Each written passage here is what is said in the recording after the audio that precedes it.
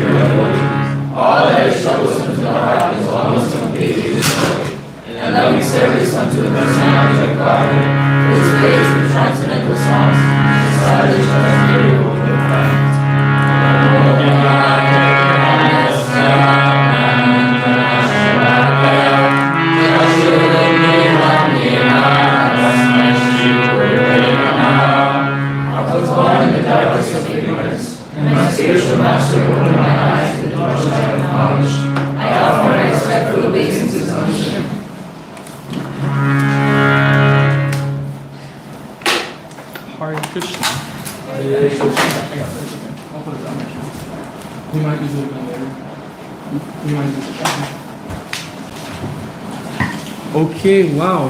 What an amazing privilege it is to give Bhagavatam class in 2025 in Kali Yuga in this universe. It's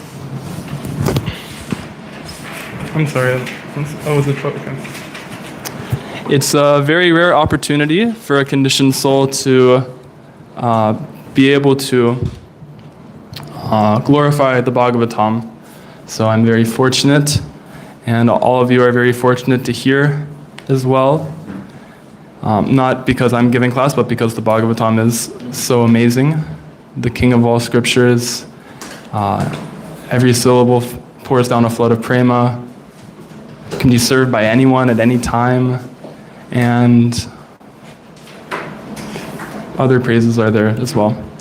And I just want to start off by asking for everyone's blessings. You are a very wonderful assembly of Vaishnavas, and I'm hoping that I could say something which will be pleasing for you and help in some way to encourage and enthuse all of us. And I'm very grateful for all of your association. It's been wonderful being at Bhakti Academy, Toronto. So let's begin by reading the verses. It's a very exciting day because Parashuram is about to come. We've been reading a lot about the Moon Dynasty in the past couple weeks in this section of the 9th canto. And now this chapter is kind of leading up to, in the Bhagavatam, there are a lot of different climaxes in the story, you could say, different parts, like Sutta Goswami and the sages assembling in Naimishrani at the beginning, or Shukadev Goswami meeting Parikshit Maharaj, or Maitreya meeting Vidura, or Hiranyakashipu being slain by Nrsingadev, and so on. So there are many different climaxes in the story, and this is another one that we will read about. Parashuram appearing and slaying the Kshatriya kings. Actually, it says all the Kshatriyas in the world he slain. How do you say it? Slain. He slain them. I don't know how to. Had slain. There we go. Thank you. 21 times, which is a lot. That's a lot of times. So we'll read about that today. And welcome, please come in, find a comfortable seat, wherever you like.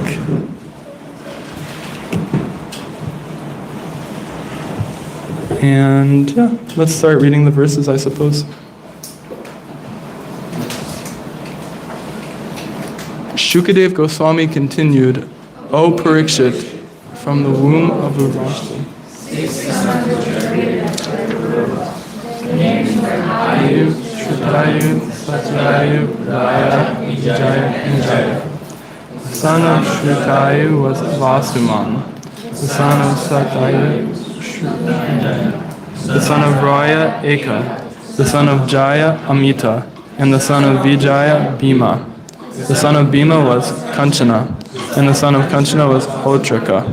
And the son of Hotraka was Janu, who drank all the waters of the Ganges in one sip. The son of Janu was Puru. The son of Puru was Balaka. The son of Balaka was Ajaka. And the son of Ajaka was Kusha. Kusha had 4 sons named Kushambhu, Tanya, Vasu, and Kushanaba. The son of Kushambu was Gadhi. King Gadhi had a daughter named Satyavati, whom a Brahmin sage named Richika requested from the king to be his wife. King Gadhi, however, regarded Richika as an unfit husband for his daughter. Therefore he told the Brahmin, "My dear sir, I belong to the dynasty of Kusha. Because we are aristocratic Kshatriyas, you have to give some dowry for my daughter." Therefore, being at least each as brilliant as moonshine, and each having 1 black ear, whether right or left. When King Gadhi made this demand, the great sage Richika could understand the king's mind. Therefore, he went to the demigod Varuna and brought from him the 1,000 horses that Gadhi had demanded. After delivering these horses, the sages married the king's beautiful daughter. Thereafter, Richika Muni's wife and mother-in-law, each desiring a son, requested the Muni to prepare an oblation. Thus Richika Muni prepared one oblation for his wife with a Brahmin mantra, and another for his mother-in-law with a Kshatriya mantra. Then he went out to battle.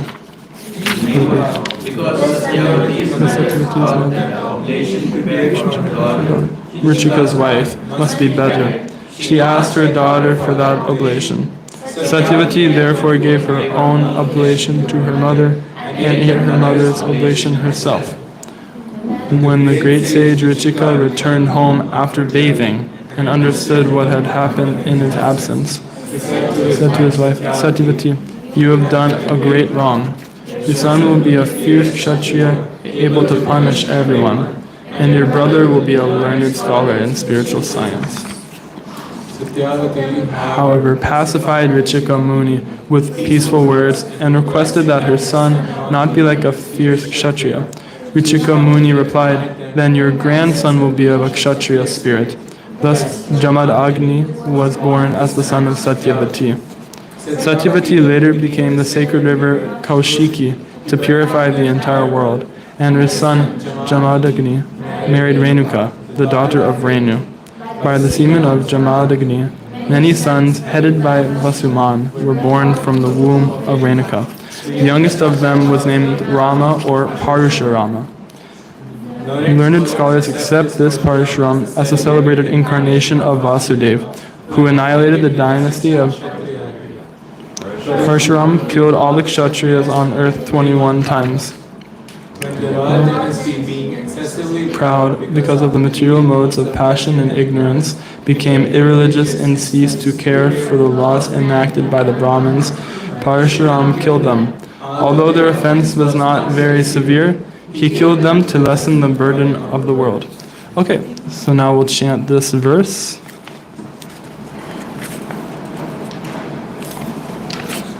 Driptam kshatram bhuvo bharam Abrahmanyam aninashat Rajastamo ritam ahan Falgunyapi kritem hasi. Please chant. Driptam kshatram bhuvo bharam Abrahmanya aninashat Rajastamo ritam ahan Falgunyapi kritem hasi. Driptam kshatram bhuvo bharam Driptam kshatram bhuvo bharam Abrahmanayam aninashat Rajastamo Vritam Mahan. Rajastamo Vritam Ahan. Falguni api krite masi. Falgunyapi Krite Mahasi. Driptam Kshatram Bhuvo Bharam. Driptam Kshatram Bhuvo Bharam. Abramanyam Anina Shat. Rajastamo Vritam Ahan. Falgunyapi Krite Masi. Triptam Kshatram Bhuvo Bharam. Driptam Kshatram Bhuvo Bharam. Abhramaryam Aninashat. Abramanyam Anina Shat. Rajastamo Vritam Mahan. Driptam Kshatram Bhuvo. Word for word together. Word for word together.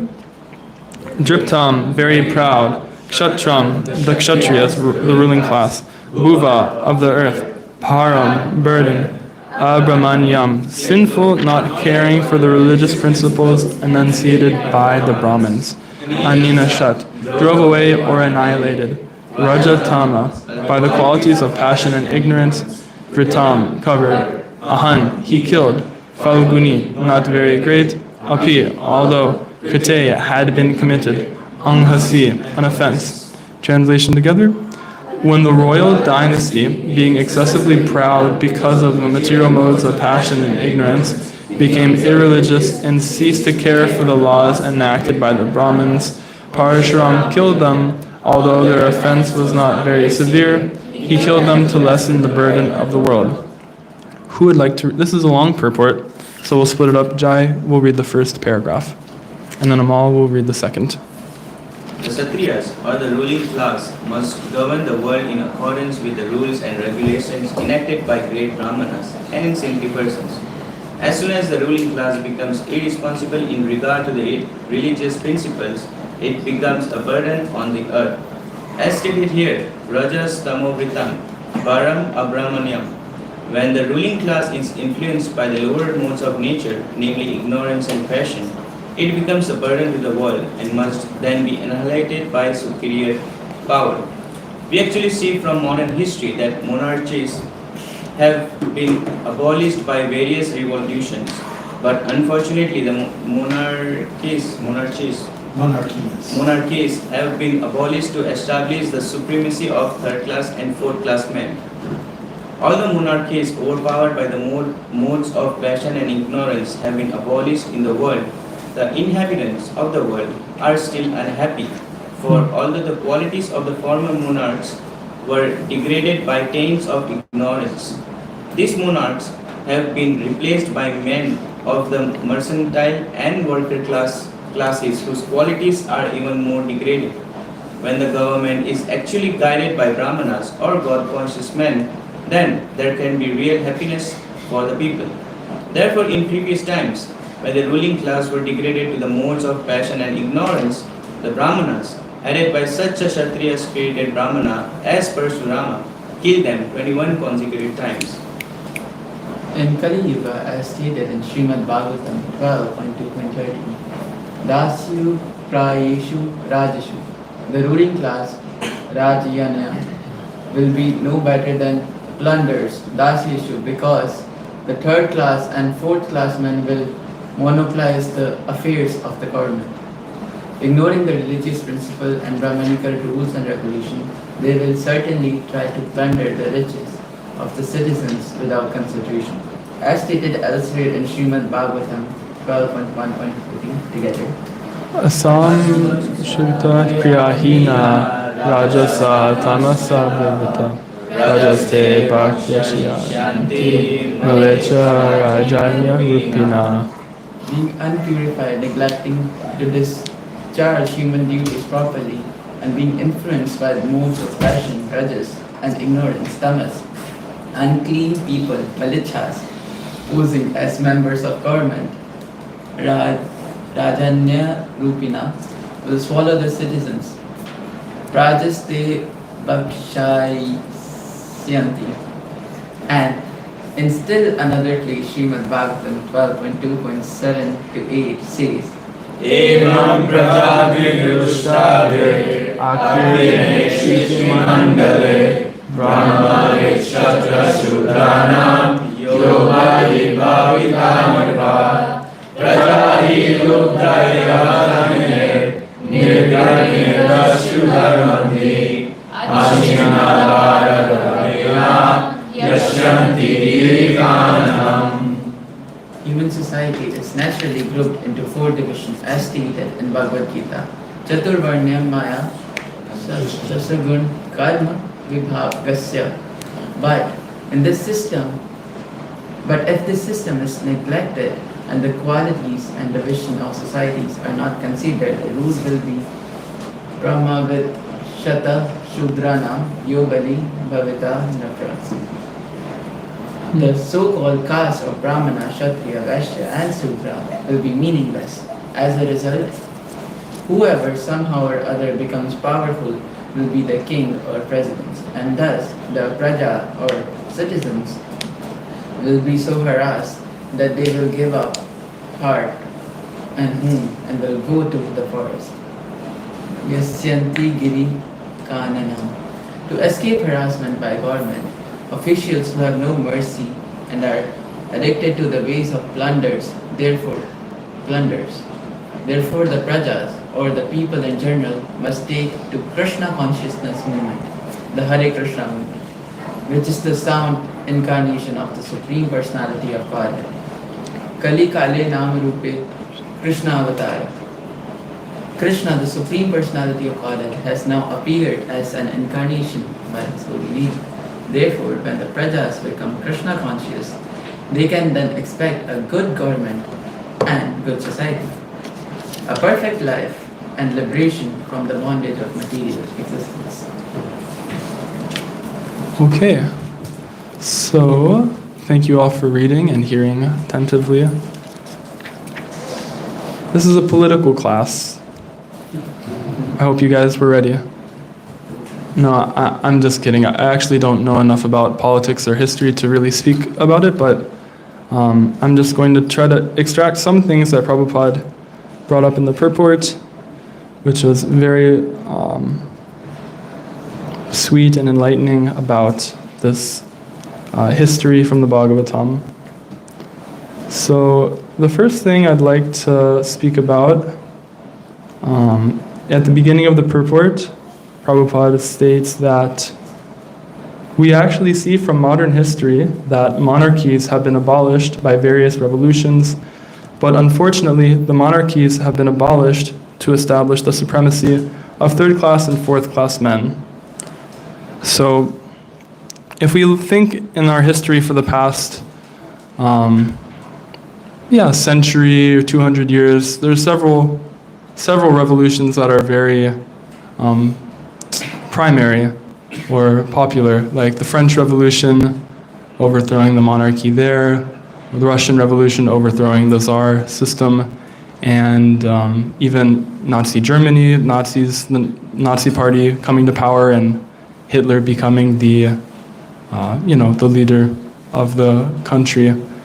And at the moment, all of those people, the French people, Russian people, and German people that were on the revolutionary side, they were thinking, yeah, this is going to be awesome. We're going to overthrow the government. This is going to be great. It's going to solve all of our problems. These leaders are so terrible. They've been treating us so poorly. Let's get this good guy in charge, and then everything will be okay. But then what happened? Napoleon started a bunch of wars, and then he had to get exiled. Stalin committed crazy genocide. Hitler committed crazy genocide, like really unprecedented kinds of killing and torture. And just these normal people, like you or myself, living in these countries, feeling somehow or another the political situation was not what they wanted, what they desired. So, okay, let's change it and put this other person in charge. But it had terrible effects. And there's a really interesting book, actually, some of you may have heard of, called Eichmann in Jerusalem. Anyone heard of this book? It's about Officer Eichmann, who was basically the Nazi officer in charge of create like the logistics of bringing people to concentration camps. And he, after World War II was over, he fled to Argentina, and he was eventually found by, I'm sorry? Yes, thank you. You know. Haribol. And then he was brought to Israel and tried there, and he was sentenced to death. But something very interesting about his trial was that he was defending himself and saying basically like, I was just doing my job. I didn't know that we were killing so many people. It was just like shipping cargo, basically, is what he was saying. And, the court didn't buy it, and so he was still sentenced to death. Well, I mean to say, they didn't think it was a convincing enough plea to not give him the sentence that they decided to.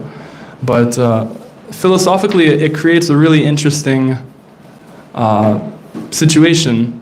How could a seemingly normal person, I mean, he had no crime, no violence, he was just a normal guy. Maybe he was a little down on his luck, and then he joined the Nazi party, but he was just a totally normal person, and he did crazy atrocities, helped to facilitate some of the worst things in human, modern history. So, he was just seeing it as a normal thing.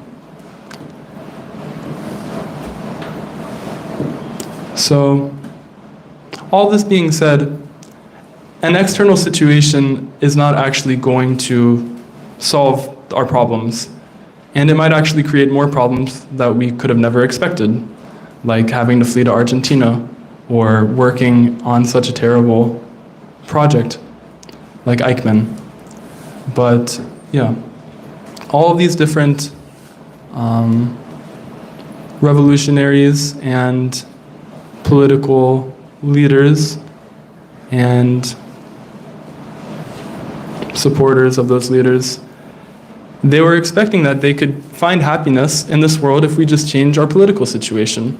And we could extend this to many different aspects of our lives. If the country would just change, if my family would change, if my friends would change, if my job would change, my school, maybe I should have studied this instead, or my religion, maybe I should be this religion or that religion, or maybe I should,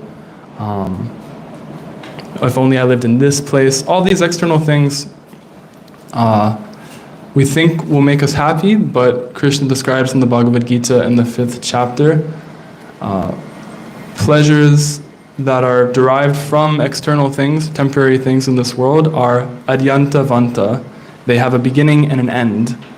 And so, therefore, na teshu ramate buddha. An intelligent person doesn't have rama, he doesn't get pleasure out of these temporary things. So, all of you are here because you recognize this. Every one of you is a very fortunate person because you realize somehow or another that, okay, I exist in this world, but I don't really know why, and I'm suffering, and I don't know why that's happening either, and I don't like it. It's not particularly good. Our scriptures point to 4 types of, what's the word? I'll find it, don't worry. Inevitable, 4 types of inevitable suffering, which are birth, old age, disease, and death.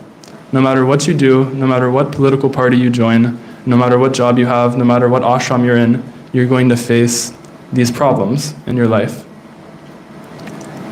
And what to speak of all of the other types of suffering that you get in between those things. So, transcendentalists recognize that this world is not the place for me. Either this world is not the place for me, or I'm not understanding this world properly, or both. So you seek something higher. And in order to do that, you have to begin inquiring, what is reality? Who am I? Why am I here? And what am I going to do with my life? And these kinds of inquiries, the way I'm saying them now, it's very broad, but the reality is very broad as well. Who am I? I am an eternal part and parcel of Krishna. What does that actually mean? What does that mean? Krishna says in the second chapter, Na tvevaham jatu nasam na tvam neme janadipa na chaiva na bhivishyama na itimameti sorjana. You've always existed, Arjuna. Krishna says, you have always existed, I have always existed, everyone has always existed, and we're always going to exist. And Prabhupada talks about in the purport more specifically that the way that Krishna says it, the grammar, it indicates the individuality of every person. So not only do we exist and have we always existed, but from what we understand from Krishna's words, we're individual persons forever, eternally. And we have a connection with Krishna. So that's the first question, who am I? But it has very deep implications. I've always existed, I have a connection with Krishna. Okay, who is Krishna? What is Krishna? And so Krishna is described as the absolute truth, which Srila Prabhupada, our founder Acharya of the Hare Krishna movement, says is the source of everything. That's one definition. Actually, Mono Prabhu, could you pull up a verse for me? It's Bhagavatam, 10th canto, 85th chapter, 4th verse. It's a really beautiful prayer. Either Devaki or Vasudeva is making it to both Krishna and Balaram, and it describes very deeply and specifically what Krishna actually is and how we can understand him. You could scroll down to the English, yeah. You are the Supreme Personality of Godhead, who manifests as the Lord of both nature and the creator of nature. So in reference to Krishna and Balaram. Balaram is Krishna's first expansion, so Krishna is the Adi Purusha, he's the original person, but Balaram is the first expansion that comes off from him. And it's described in the Bhagavatam, all the different, and in the Chaitanya Charitamrita, Krishnadas Kaviraj Goswami really explains it deeper, the implications of this expansion from Krishna, Balaram, and all of the different duties he has. But for now, we understand, we can look at this and say, he's the creator of nature.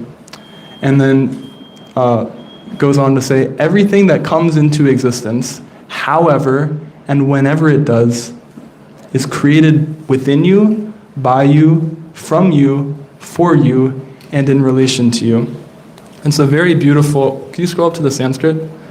It's a very beautiful verse. Yeah, yatra, yena, yato, yasya, yasma, yad, yad, yata, yada. It's all one word, yat, in Sanskrit, but it's in many different cases which describe these different words that we have in English. Whatever, whenever, whichever, of, with, by, from. So this is Krishna. He is everything, and he is our friend eternally. We are created for his pleasure, in a sense. And in a sense, we're not created because we always exist. But at the same time, Krishna is the original person, and everything expands from him. In the Brahma Samhita, it says, Ishvara Parama Krishna Satchidananda Vigraha Anadir Adir Govinda Sarva Karana Karanam. Krishna is the person who is the cause of all causes, the first person, the origin of everything, and he's eternally full of bliss and knowledge. And so that's our nature as well, eternally full of bliss and knowledge. So it's inconceivable. That's why Lord Chaitanya calls our philosophy achintya. You cannot grasp it. One time Srila Prabhupada was asked by a devotee, if everything is conscious in the spiritual world, this is the understanding, is that in post-liberated life, when you're associating with Krishna personally in Goloka Vrindavan or Vaikuntha or whatever realm it is that your Swarup, your original form is from, everything is conscious.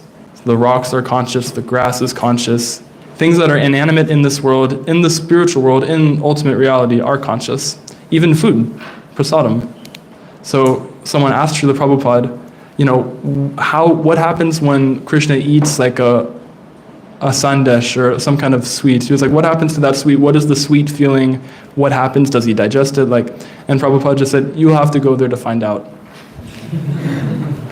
So these types of really inconceivable parts of our philosophy, we might not be able to grasp now, but we have some positive experience of what happens when we practice Krishna consciousness.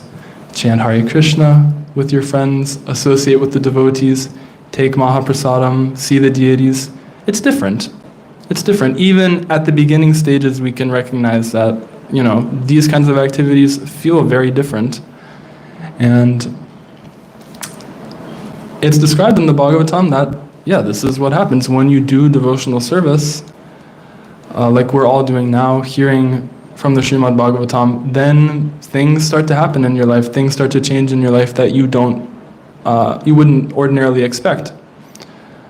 Like part of the reason that we suffer, actually a lot of the reason that we suffer nowadays, especially in like first world countries, coming from materially decent backgrounds, didn't have to suffer or struggle too much growing up.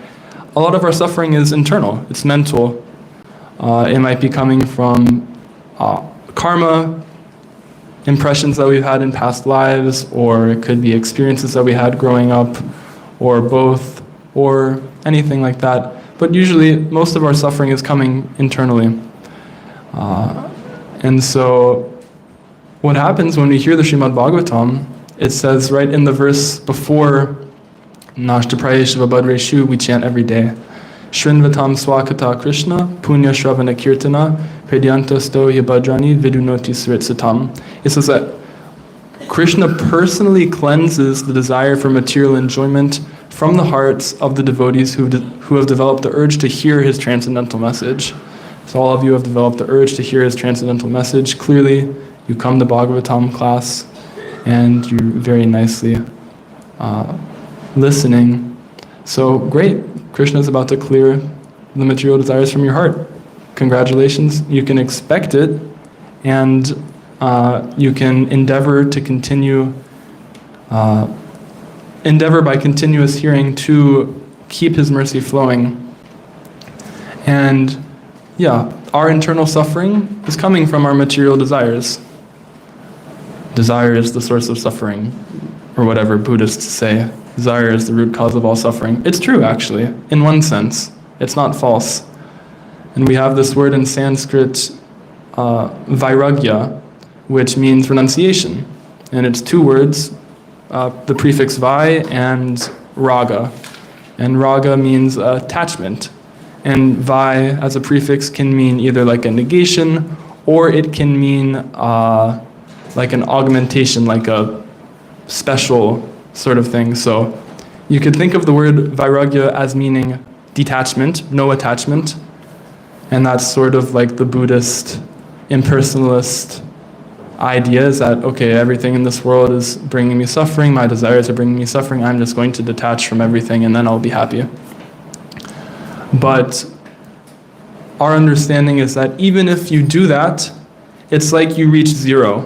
You're in the negative numbers when you're suffering in the material world. When you're suffering in samsara, you're in the negatives.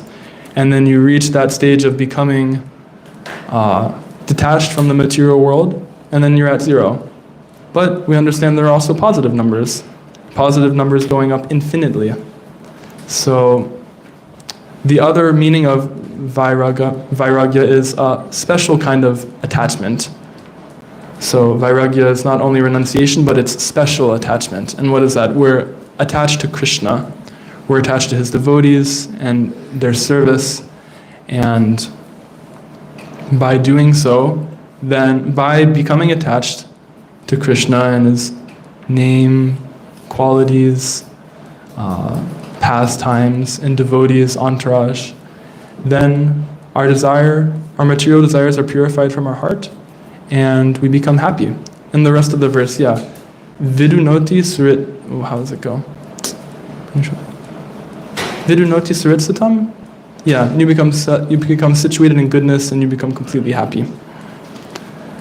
And so, okay, that's great. This is a lot of philosophical talk, and I wasn't really expecting to get into this. I did some preparation beforehand, and I had a feeling that I prepared too much because now I'm completely in a different direction than when I prepared for. But it's nice to have too much prepared as opposed to not having enough. So now I'll just speak the last couple minutes. Okay, great. So the goal of life is pure love of Krishna. We understand from because we've talked about our sambandha, our relationship with Krishna, and we've talked about abhideya, the process of connecting with Krishna. Now, getting into the positive numbers, that is prayojana, the ultimate goal of life. Post-liberated life is having an affectionate, loving relationship with Krishna that is constantly increasing in its intensity and the amount of pleasure being derived by you and him and other people eternally, forevermore, and then sharing that with other people and experiencing it in unlimited, variegated ways. So how do we get there? You know, it's 2025, and we may be struggling with so many things, and it may be discouraging. So I just wanted to speak about laying a good foundation for spiritual practice in general. And somehow or another, because of our circumstances that we may face in life or in past lives, we might have a foundation which is built out of shame or guilt or duty. Well, duty is not a bad thing, but, you know, like, how do I say it? Like really apathetic duty. Like, I'm just doing this because I have to. And if we have a foundation that's built on that, then it's very easy for it to crumble. Like, I've experienced this in my life since I've become a devotee. I met devotees 4 years ago, and I've been trying to practice sincerely for 2 years. And a lot of up and downs have come to me. That's not really the right way. I've been through a lot of high periods and low periods, astonishingly high and astonishingly low, more than I would have expected. And when I look at myself at my highs versus my lows, I get so discouraged. I've been so discouraged in the past, thinking, oh my God, who is this person? Why am I like this? Why is it so hard for me to do simple things? Why am I having so much difficulty in doing what's supposed to be the best thing for me? I understand, yes, I'm Krishna's servant. I'm supposed to serve him. Why is life so hard? Why is it so hard for me? And I'm not like the other brahmacharis. I'm not like the other devotees. I don't have their good qualities, and I'm never going to develop things like that. The mind goes on and on. So, yeah, if we have a foundation like that, then one little thing comes by, some difficulty, and then, okay, Haribol, give up my practice entirely. Not entirely, but it could cause people to become too discouraged to continue growing. And that's the goal, that's the idea. We want progress over perfection. So when you become so discouraged because of feelings of guilt and shame or any other negative feelings that it hinders your progress, then you have to reassess, okay, how am I actually understanding myself? And how can I change my understanding in order to facilitate actual growth? And in this regard, Could you repeat the last thing you said? no, because I don't remember. Make that sound again. No, because I'm nervous.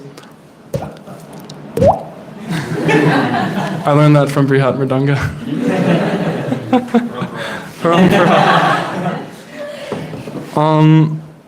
Okay, so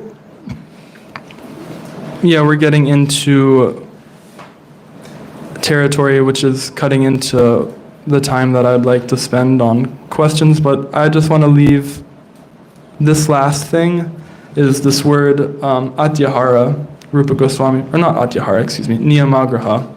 in the verse which begins Atyahara prayasascha prajalpo niyamagraha janasangas chaloyam cha shadbir bhakti vinashati, destroys your bhakti. Vinashaya cha duskritam, Krishna comes down to destroy demons. And Prajalpa destroys your bhakti. But in this verse, in the Nectar of Instruction, Rupa Goswami says that 6 things are very bad for your bhakti, very bad for spiritual growth, and that is over-endeavoring or over-collecting, being greedy, speaking about things that aren't beneficial, and associating with worldly people who aren't like-minded, and lastly, being too attached or not attached enough to following rules and regulations, niyama. So, yeah, last thing I just want to say, we have to understand where we're at. Honestly, if you're looking at a GPS and you think that you're here, but actually you're here and you're trying to get here, you're not going to be taking the right route. If you don't know where you actually are, but you know where the destination is, you won't be able to take the right path to get there. So you have to reflect honestly and accept, okay, this is where I'm at. Hari Bol, Hari Krishna. I still struggle with some things. I still have some attachments. I know Krishna is cleansing the desires for material enjoyment from my heart with my desire to hear the Bhagavatam, hear scriptures, chant Hare Krishna. And so let me just continue on. My guru once said that, all I have to do is chant Krishna and hear Bhagavatam and do some service, whatever. It's very simple. It's very simple. So don't be discouraged. Accept yourself for where you're at. Be honest. Don't neglect yourself where you're actually at, or try to be something that you're not. That's impersonal, actually. We have to be ourselves. We have to be persons. Eternally, we're persons associating with Krishna, so now we should try to be authentic persons and remember that a political revolution will not make you happy, necessarily. And I'm happy to hear any questions or reflections in our last 13 seconds before breakfast. John. Bruce. I'm somebody who's always feeling oh yeah, I want a revolution. I don't want anarchy, but I felt that anarchist spirit. But then I came to realize this isn't going to bring any solutions. This is going to bring more problems. And unless we focus on the solution, Krishna consciousness, God consciousness, things aren't going to be good. Yes. This was actually, the point that I was going to base my entire class around was this, but I forgot to even mention it, that Gandhi said this, other people said this, people say it now, that if you want to change society, if you want to change the world, you have to start by changing yourself. It seems like a rudimentary point, okay, it makes sense, but it's very impactful if we actually take it to its limit, if we actually try our hardest to change ourselves. So yeah, if everyone would just focus on the right things, spirituality, Krishna consciousness, then yeah, there would be no need for any sort of difficulty, any sort of endeavor to change the world, the political state. Because that's what it's like in the spiritual world eternally. Everyone is Krishna conscious, everyone is trying to serve Krishna, so there's no quarrel in the way that we have quarrels in this world. And Prabhupada speaks about this in the purport, having proper spiritual people in society through transforming themselves and being in that position, then society is good. And there's a great lecture series by Keshava Swami that he gave last year called Triggers for Transformation, which is really nice. And there are 7 of them. I was going to list them out, but now things have gone in a different direction somehow. So, Hare Krishna.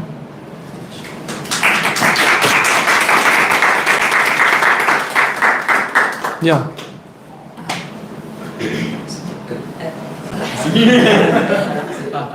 My voice is not perfect. Okay. I won't be able to Sorry. Yes, my good sir. Hare Krishna. Prabhuji. Hare Krishna. You were sharing your religious journey. You said you have high points and low points as well. Yeah. My whole family is here as well. So Oh, hi. and you own as well. So we wanted to know like how to keep that average level between like high level, low points, and we want to keep your average level. What we can practice in our day-to-day life. I would say tolerance and detachment. And by that I mean like tolerate. Oh yeah, there's this funny story. One time a king asked, someone quoted this recently and I'm paraphrasing it, but basically a king asked someone, can you tell me something that's going to make me happy when I'm sad and sad when I'm happy? Or in other words, can you tell me something that will make me equipoised always? And so someone told him, this too shall pass. There's a little sutra that when you're in those feelings of spiritual enlivenment or illumination, understanding, okay, this, not necessarily, but it might, looking in my experience, it might come to an end. I might not be feeling this way forever. Or not forever, but for the next foreseeable future. And then similarly, when you're in a lower point, tolerating it and thinking, okay, I feel a little off, but I know this won't last forever. I'm gonna balance out. Generally, what we see like in spiritual path is that it's like this, like you're going up always, but it's like you have ups and downs on the way. So your lows, the more and more you advance, are higher than what your highs were when you were less advanced, basically. And so that happens. And we see this practically with examples from the Bhagavatam, like Bharad Maharaj.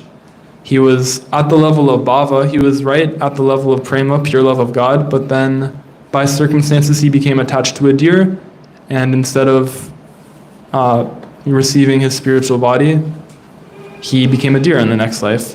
And he was at such a high level. But then he very quickly, okay, oopsie daisy, let's get back on track. And then in the next life he was completely realized. So these sorts of things happen. Just tolerate them, understand, this happens when we're new, we're not so advanced. Well, I can't speak for you. You could be very advanced in your family. I don't know you personally, but I know I'm not very advanced, so I go through these stages and I just have to tolerate it and continue progressing. Progress over perfection. Whatever keeps you to continue going, that is good. I hope that helps. Hare Krishna.